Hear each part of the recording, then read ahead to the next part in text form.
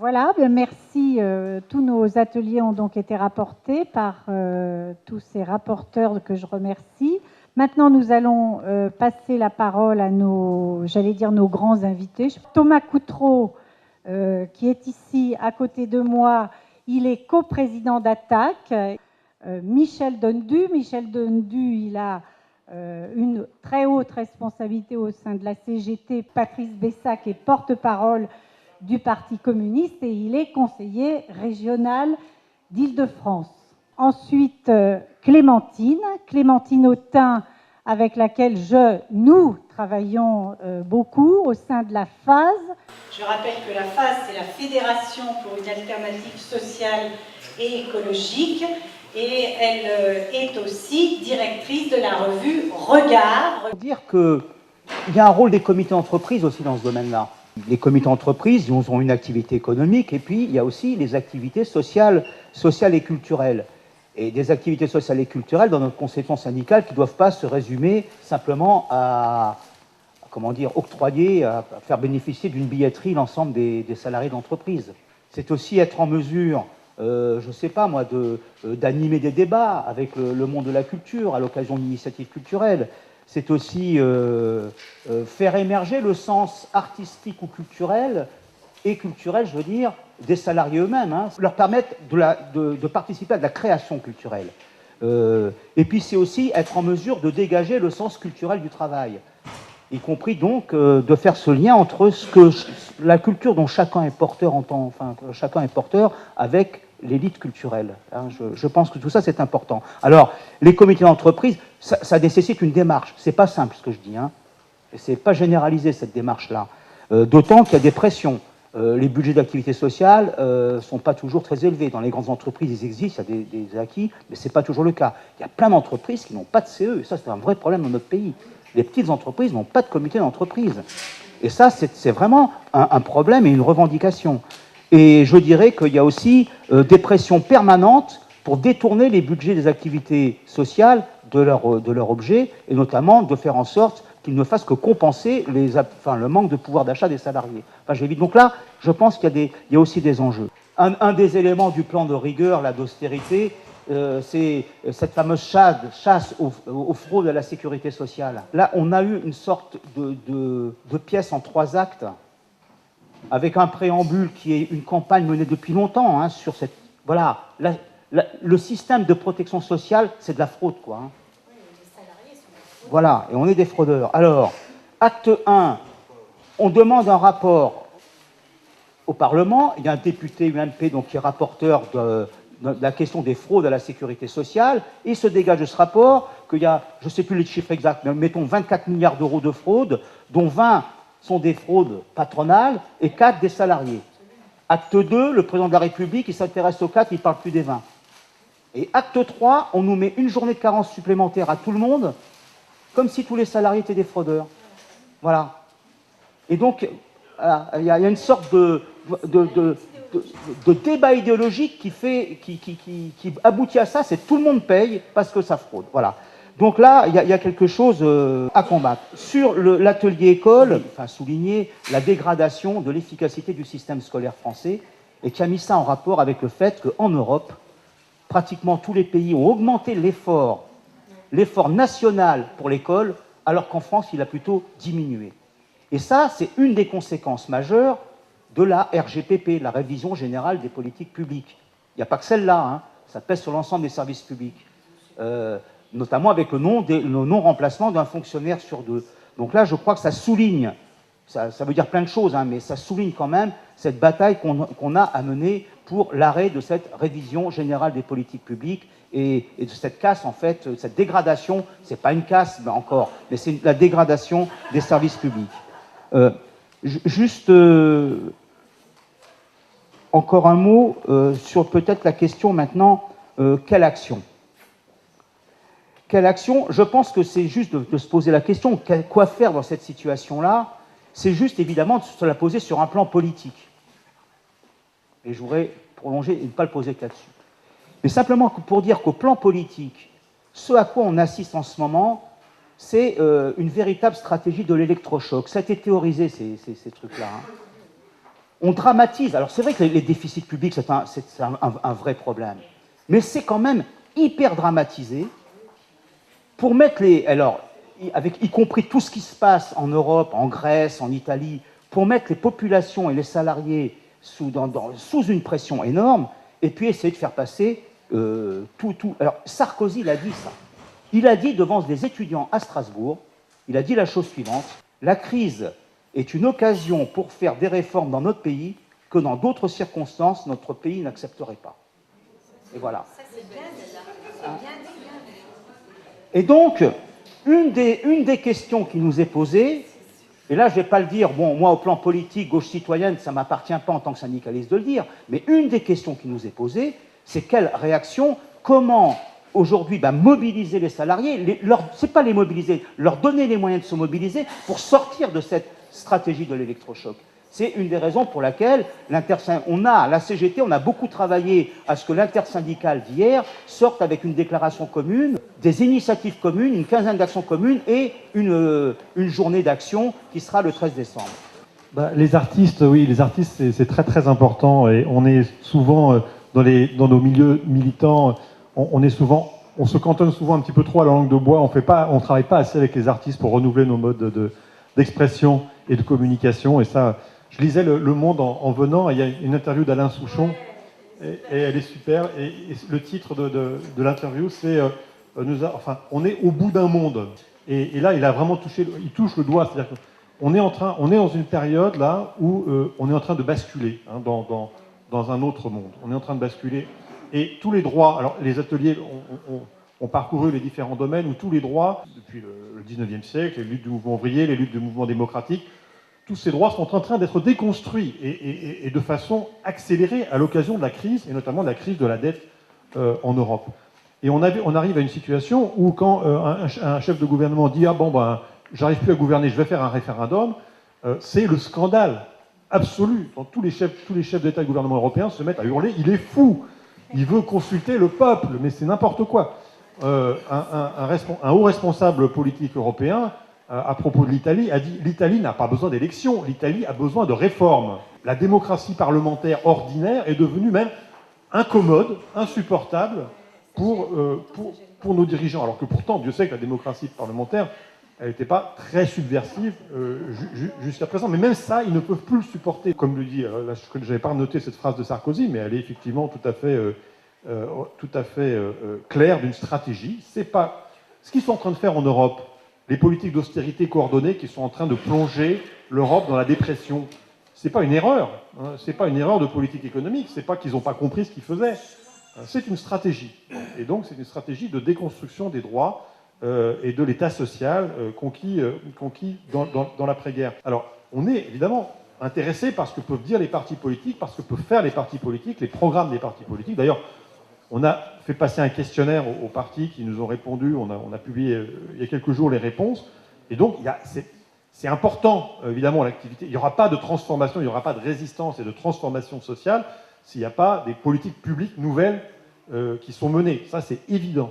En même temps, aujourd'hui, on voit bien que la question qui est posée par les mouvements sociaux, les mouvements citoyens qui se développent un peu partout dans le monde en ce moment, c'est pas simplement la question de changer de gouvernement pour faire une autre politique, de mettre d'autres dirigeants à la place de ceux qui sont là pour qu'ils fassent d'autres politiques. C'est pas cette question-là qui est principalement posée par les mouvements qui se développent en ce moment en Grèce, en Espagne, aux États-Unis et dans toute une série de pays, et même en France, pas loin d'ici. Bon, à la Défense, il y a eu ces derniers jours à Nanterre, donc des mobilisations qui sont encore embryonnaires pour le cas de la France, mais qui, je pense, ne font que débuter. Alors, qu'est-ce que nous disent ces mouvements des indignés dans le monde? Et je crois qu'on doit être extrêmement attentif à ça, aussi bien dans le mouvement associatif que dans les mouvements politiques. Ces mouvements sociaux nous disent, ils disent aux partis politiques, et ils disent aux associations aussi, vous ne nous représentez pas. Vous dites nous représenter, mais ça fait des années qu'on vote pour vous, qu'on vous élit, qu'on fait des alternances, qu'il y a des gouvernements qui passent, qui reviennent, etc., et qui font finalement tous les mêmes politiques. Ils travaillent tous pour l'industrie financière, les banques, les marchés financiers, et là on va avoir une alternance en France, et qu'est-ce qu'on nous annonce déjà? Des plans de rigueur, sauver la notation, le triple A de la France. On va faire une austérité peut-être plus sociale, une austérité de gauche peut-être. Hein, enfin bon, je ne sais pas si c'est possible, mais on reste toujours dans le cadre de ce cadre imposé par ce que nous, on appelle depuis longtemps la dictature des marchés financiers. Or, il est de plus en plus évident, et ça c'est ce que montrent ces mouvements citoyens qui se développent partout, qu'on ne pourra pas à la fois préserver la démocratie et supporter le maintien de cette dictature des marchés financiers. Ça n'est plus compatible. Aujourd'hui, vraiment, le choc est trop frontal, et il va falloir trouver une solution. Et la solution, on voit bien laquelle est proposée par nos dirigeants, hein, c'est toujours moins de démocratie. Donc là, on va nous dire, on va fédéraliser, on va faire une Europe plus fédérale, alors avec une politique budgétaire européenne, où les États seront contraints par un organe technocratique, la Banque Centrale Européenne et la Commission, et peut-être même un ministre des Finances européen qui contraindra les États à des politiques budgétaires raisonnables, responsables, mais responsables aux yeux de qui?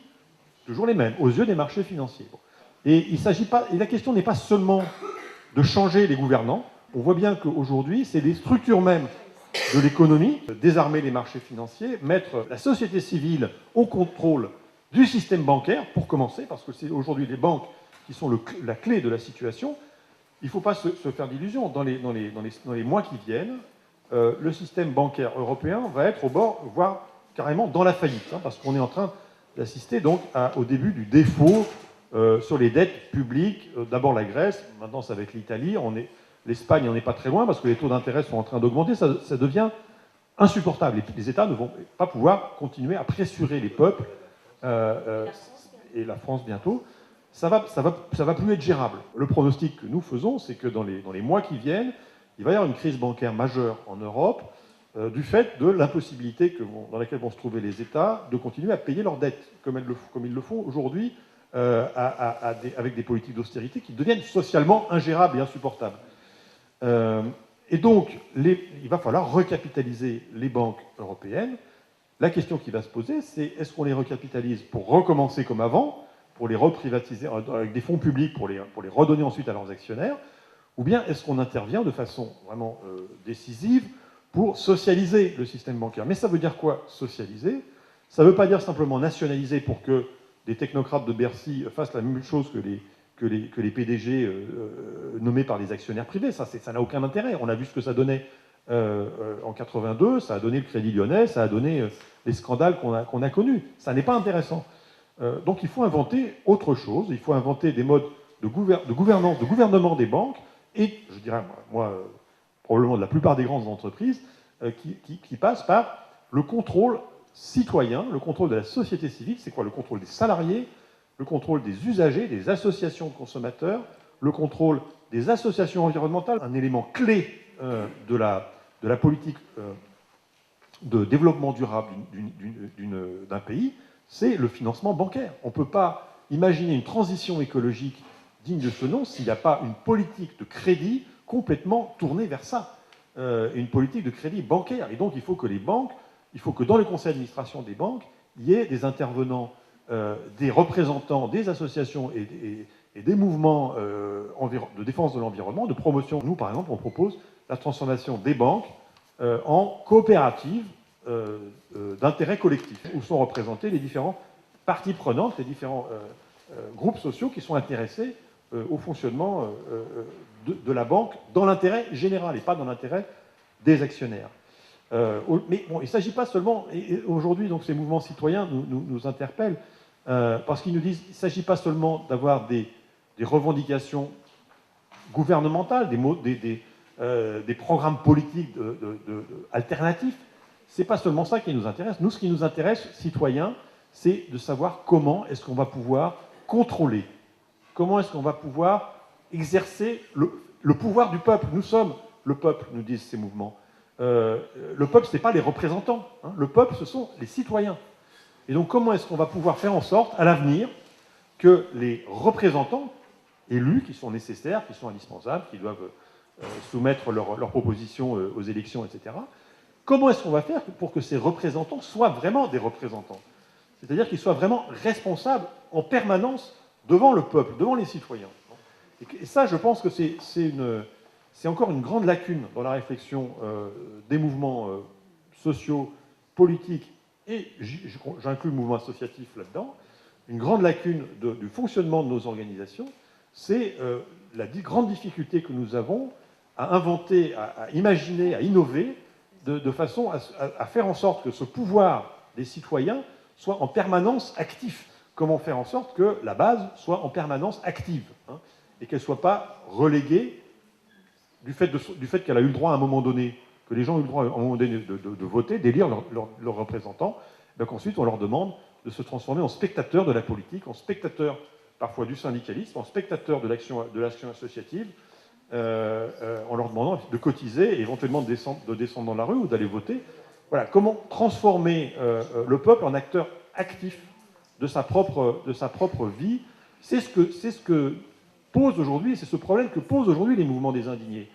Et c'est ça qui est extrêmement fondamental dans ces mouvements. C'est ça qui fait que moi, personnellement, je pense que ces mouvements sont porteurs d'un nouvel âge de la démocratie. C'est-à-dire qu'ils nous posent des questions auxquelles il va falloir que nous répondions, nous, politiques, associatifs, militants, responsables syndicaux. Ils nous posent des questions sur comment doit fonctionner aujourd'hui notre société, et des questions radicalement démocratiques. Première chose, je vais essayer de rebondir sur cette question de la démocratie. J'ai écrit un éditorial il n'y a pas longtemps qui s'appelait « L'horreur ». Je ne sais pas si vous amusez-vous à relire ce que les éditorialistes ont écrit au moment du référendum grec, mais aussi, par exemple, au moment où a été contesté par les marchés le président du Conseil italien, Berlusconi. Quoi que l'on pense de ce garçon, il fallait qu'il parte. Il est quand même incroyable de relire ce qui a été écrit, c'est-à-dire des banquiers, des dirigeants d'agences de notation, des gens de la finance, enjoignant le Parlement italien de sortir Silvio Berlusconi au nom de leurs intérêts et de la suite. La manière dont Nicolas Sarkozy, Angela Merkel, le président Obama ont reçu ces gens-là au moment du G20 était une manière de cracher à la gueule des peuples, c'est-à-dire du représentant théorique, en tout cas, de la souveraineté populaire, qui est les chefs d'État et de gouvernement. Leur grand projet, Thomas Coutreau le rappelait, c'est de faire en sorte que les cénacles dans lesquels se prendront et se prennent actuellement les décisions essentielles soient éloignés le plus loin possible du suffrage universel, du grand nombre des peuples, en un mot. À mon avis, le fait démocratique, la politique, est prise entre deux étaux et non pas en un seul. Thomas Coutreau a parlé de la crise de la représentation, c'est-à-dire chacun, chacune a, de manière plus ou moins confuse ou consciente, le sentiment qu'il pourrait dire plus directement que nous le disons à travers l'élection et le vote. Et je crois que c'est un fait massif de nos sociétés qui est lié à la montée des niveaux d'éducation. Les citoyennes, les citoyens, que ce soit au niveau du boulot ou à l'échelle politique, ont le sentiment qu'ils pourraient faire et dire plus qu'à travers les processus de représentation. Et le plus frappant, c'est d'entendre parler les banquiers, entre guillemets, de base, c'est-à-dire les gens que vous rencontrez, qui chaque jour sont obligés de faire des choses qu'ils comprennent et qui sont profondément à rebours de ce qu'ils penseraient être juste. Dans leurs opérations de travail, 8 heures par jour, ils sont obligés par les ordinateurs, les règles des banques, etc., de faire une chose, et qu'ils quittent le boulot, ils pensent qu'il faudrait faire exactement le contraire pour sortir la société, etc. Donc, à la base, et en montant, en se mélangeant, etc., de l'ouvrier au cadre, on peut dire et faire plus que ce que nous permet actuellement le système. Mais il y a une deuxième partie à cet étau. C'est l'étau du déplacement des lieux réels de décision économique. Dans l'État national qui s'est constitué à la suite de la Deuxième Guerre mondiale sur la base du Conseil national de la résistance, quand on votait pour Jacqueline, pour la représentation nationale, nous savions qu'il y avait là, par ce vote, un moyen réel d'établir un rapport de force et d'imposer des choses au capital. Or, aujourd'hui, le capital nous dit, vous, quoi que ce soit, que vous fassiez, que vous disiez, pour qui vous votez, ça n'aura aucune espèce d'importance puisque nous détenons hors de vous la réalité des pouvoirs. Et ainsi, moi, je disais double mouvement, il y a le mouvement des pratiques politiques, sur lequel il faut avoir une réflexion à la fois de pratiques politiques et de pratiques institutionnelles, et il y a un deuxième mouvement dans le même temps, qui est comment on redonne à la politique, au sens de la représentation et de l'action des citoyens, la réalité des grands nœuds de décision qui permettent de peser sur les orientations essentielles. Or, à tous les niveaux, éducation, agriculture, industrie, énergie, on constatera aujourd'hui qu'assez rapidement, il est possible, à des échelles petites, comme à des échelles plus grandes, nationales, européennes et mondiales, d'engager des mouvements qui peuvent être des mouvements de transformation réels. Et donc, je pense que notre rôle et notre problématique, c'est d'être à nouveau un mouvement sur où repérer les moments du pouvoir qu'il s'agit de regagner et de mettre dans les mains du grand nombre. La démocratie est en train d'être vidée de son sens par le fait que les principaux moyens financiers, bancaires, industriels d'orientation de l'économie sont prisonniers de la main d'une petite oligarchie. Donc, il y a des mots qui doivent revenir en force, qui est reprise de pouvoir, nationalisation, et dans des formes nouvelles, coopératives, associant travailleurs, salariés, usagers à la définition. Et on peut aller très loin. Moi, je n'ai toujours pas compris pourquoi une banque devait faire des bénéfices. J'ai compris qu'elle devait faire payer son service, sinon mais il n'y a aucune raison à ce que l'argent génère de l'argent au-delà de la rémunération des travailleurs et de la structure et des papiers, des imprimantes qu'il faut bien payer. C'est un service essentiel et il doit totalement échapper à la concurrence. Deuxième élément, la revendication d'une 6e République. Il faut maintenant que ça soit dans notre logiciel profondément, c'est-à-dire l'idée qu'il faut, par exemple, abattre ce système présidentiel qui conduit à ce que tout soit concentré au niveau d'un homme. Et donc oser dire qu'il faut supprimer l'élection du président de la République au suffrage universel direct pour aller dans le sens de la reprise du pouvoir par le grand nombre des décisions. Et troisième et dernier aspect, et je conclus par là en faisant la liaison avec ce que j'ai entendu, moi je crois que la grande question qu'il y a est comment les rassembler, c'est-à-dire comment nous passons de la manière dont le capital, l'histoire, nos difficultés nous ont divisés, nous ont mis en parcelles, pour faire que ce kaléidoscope redevienne une force qui projette dans la société de la politique, de la mobilisation. Et donc moi je ne vois à un moment donné pas d'autre solution que d'affronter aussi les questions directement politiques que sont comment construire un programme, comment travailler des mobilisations ensemble, comment se doter de représentants qui nous respectent et comment au fond agir pour que ça fasse mouvement national, européen et mondial. C'est ce qu'on essaye de faire avec le Front de gauche. Première chose que je voulais dire, c'est que par rapport au compte-rendu aussi des ateliers et à la thématique, c'est qu'au fond, ce qui domine dans à peu près tous les domaines, c'est l'idée qu'on est dans un système qui régresse. C'est-à-dire que pour l'instant, la logique, elle est plutôt celle de la conservation des droits existants et des batailles pour éviter la régression. Ce qui est évidemment une perspective qui n'est pas du tout la même que celle qui dirait l'enjeu, c'est d'élargir le socle des droits. Or, une société qui progresse est une société qui élargit le socle de ses droits. Donc c'est là où on marche complètement sur la tête. C'est quand je pense qu'on est à l'envers et notre esprit critique est davantage tourné vers le combat contre les reculs sociaux que vers l'imagination d'un élargissement du champ des possibles et de la sécurisation de nos parcours et du temps de vie gagné, enfin dans tout un tas de domaines. Et je crois que c'est là qu'il y a quelque chose qui ne convient pas du tout et qu'il faut remettre à l'endroit.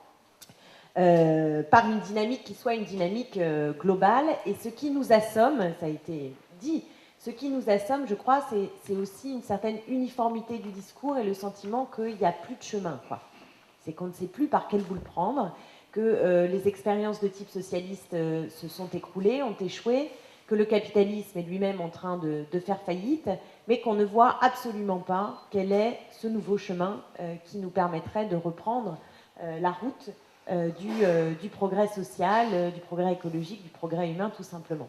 Donc moi, j'ai l'impression que l'ambition, enfin, la tâche que nous avons, c'est pour aller plus loin, je ne refais pas sur les marchés, l'austérité, mais la tâche actuelle, elle est celle de la reconstruction d'un imaginaire qui soit celui de la remise en marche d'une utopie qui soit porteuse et d'une vision de quelque chose qui nous amènerait vers du progrès. Alors qu'on est sous la chape de plomb, quoi. On est complètement sous la chape de plomb. Et je pense que les sociodémocrates, ça a été peu dit, mais la social-démocratie en Europe a une responsabilité immense. Car le sentiment qu'il n'y a plus de chemin, c'est qu'on ne voit plus bien aujourd'hui quelle est la différence entre un gouvernement de droite et un gouvernement de gauche. Zapatero va être remercié demain, sans doute, par un gouvernement de droite, au bénéfice de l'alternance, parce qu'il a mené des politiques d'austérité et que plus personne n'en veut et que les indignés ne le soutiennent absolument pas. D'ailleurs, hein, ce mouvement social et se reconnaît évidemment pas dans la politique qui a été menée par Zapatero. Je ne vous parle pas de Papandréou, de ce qu'il a fait, mais il a complètement capitulé devant les politiques européennes et devant l'imposition et l'emprise des marchés. C'est un social-démocrate et maintenant on se retrouve avec un gouvernement dans lequel il y a une partie de la gauche et l'extrême droite en Grèce. C'est quand même extrêmement grave ce qui se produit. En Italie, en effet, Berlusconi est parti, mais la gauche est totalement en charpie, avec un scénario qui pourrait d'ailleurs nous attendre en France. Et je pense qu'il faut qu'on n'oublie pas de l'avoir en tête, hein, c'est-à-dire que l'union de toute la gauche face à Berlusconi 1, sur une ligne totalement recentrée, a permis de battre une fois Berlusconi, mais une fois au pouvoir, Romano Prodi a mené une politique qui n'a apporté aucune amélioration substantielle des conditions de vie du plus grand nombre, et c'est un Berlusconi 2 beaucoup plus dur qui est arrivé par la suite.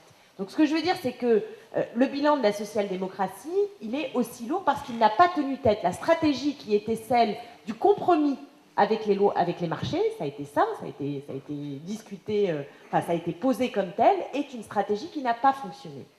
Donc on est maintenant quasiment dans un état de dire gauche année zéro. Moi je le vis comme ça, je vous le dis comme ça, il y a des moments où je me dis, c'est ça l'enjeu, c'est gauche année zéro, quel est le nouveau fil qui aurait une visée révolutionnaire et en même temps une conception de la temporalité qui permet de la transformation ici et maintenant.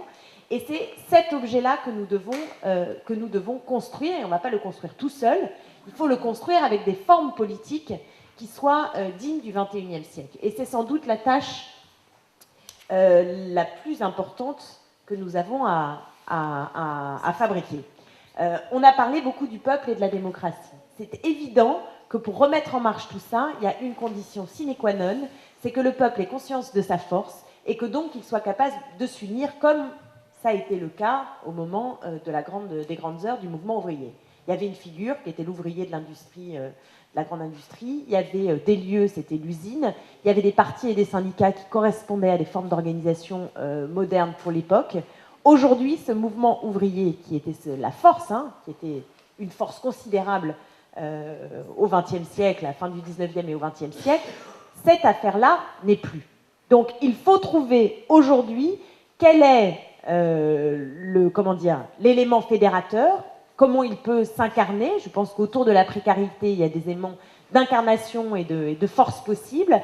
Quels sont les lieux aujourd'hui fédérateurs? Je pense que c'est davantage la ville que l'usine qui n'est plus aussi fédératrice qu'elle l'était autrefois. Et les formes politiques ne peuvent plus non plus être celles d'hier parce que le langage d'aujourd'hui ne marche plus, parce que la forme hiérarchisée, militarisée ne marche plus, et qu'il faut donc trouver des nouvelles formes d'agrégation politique. Le chantier est immense, ce n'est pas du tout pour dire qu'on n'a pas avancé, on a considérablement avancé. Je pense d'ailleurs qu'en 2005, au moment du traité constitutionnel européen, en marchant, on a vraiment réussi à trouver une forme politique qui était porteuse. Elle n'était pas hiérarchisée, elle a permis du mouvement, elle était décentralisée, elle était polyphonique et en même temps hyper cohérente, parce que c'est ça qu'il faut qu'on arrive à trouver. Une forme politique qui permette différentes sensibilités de s'exprimer, mais qui ne perdent pas en cohérence et en efficacité. En 2005, au moment du traité constitutionnel, on a réussi cette mayonnaise-là. Et elle a permis une implication populaire. Vous vous souvenez de ces moments incroyables ou collectifs de lecture d'un texte ardu qui était le texte du traité constitutionnel européen, où des gens se l'appropriaient, lisaient mais page tant, machin, il y a écrit ça, et on l'a fait ensemble. C'était un moment où Étienne Chouard, un illustre inconnu, pouvait, par le biais d'Internet, être un vecteur d'éducation populaire et nourrir la réflexion collective. Et on a gagné. Je veux dire, le nom de gauche, c'est ce qui a créé la dynamique et qui a permis au nom de passer. C'était un refus, et c'est pas rien. Ne nous autoflagellons pas, on nous dit souvent, oui, mais vous êtes que dans l'esprit critique. La critique, c'est le début, c'est quelque chose, c'est aussi à sa manière une forme de oui. C'est un refus, c'est le signe de ce qu'est la gauche, un refus, poser une limite, et en soi, c'est créateur. Mais je crois qu'aujourd'hui, on peut aller plus loin, et on doit bâtir en effet une force politique qui se situe sur les trois champs, le champ idéologique, le terrain social et le terrain proprement politique des institutions. Et que tout ça peut se produire dans un moment qui est un moment où sans doute on bascule et où ça peut aller très vite dans un sens ou dans un autre. Et je crois que c'est vraiment le moment où il faut y aller, quoi. Il faut y aller, il faut se battre. Ça peut prendre, enfin moi j'y crois. Et en même temps, je comprends que la peur qu'on constate autour de nous, les gens sont un peu figés, ont peur, on aura le bol de ce discours qu'on nous bassine. Et quand on a Sarkozy qui nous parle de plan d'austérité et qu'il y a Hollande qui fait la une de Libé en expliquant qu'il est pour donner du sens à l'austérité, c'est vrai qu'il y a de quoi être assommé, mais je pense qu'il y a place pour une voix dissonante, argumentée, à la condition qu'elle soit populaire et qu'elle soit collective, diverse et digne du XXIe siècle, c'est-à-dire qu'elle soit en train de chercher les formes et les mots et le contenu qui soient porteurs d'une alternative digne du XXIe siècle.